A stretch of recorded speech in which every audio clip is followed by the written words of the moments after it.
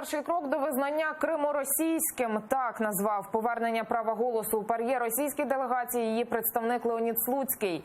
По суті, своїм голосуванням проти поправок із визначенням статусу Криму як окупованої української території асамблея показала, що так не вважає. Таку скандальну заяву заступник голови російської делегації в ПАРЄ зробив напередодні увечері в ефірі телеканалу «Росія-1».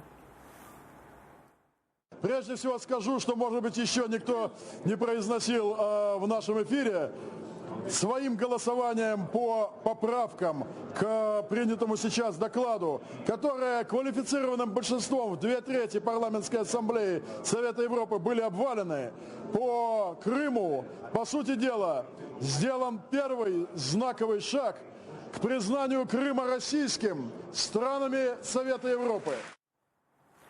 Визнати Крим російським Кремль намагається просувати цю політику на усіх фронтах. Так, Міністерство закордонних справ України отримало ноту від російського МЗС.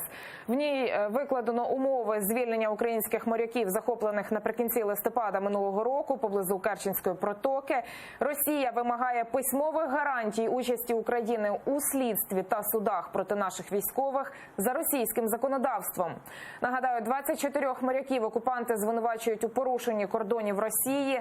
В МЗС вже заявили, що виконувати незаконні умови Кремля Україна не буде. У цій ноті росіяни намагаються змусити нас визнати судове переслідування, яке ведеться проти наших моряків, а опосередковано і окупацію Криму. І навіть вимагають діяти відповідно до кримінально-процесуального законодавства Російської Федерації. Так не буде. Росія має негайно і безумовно виконати рішення Міжнародного трибуналу, звільнити 24 українських моряків та 3 кораблі.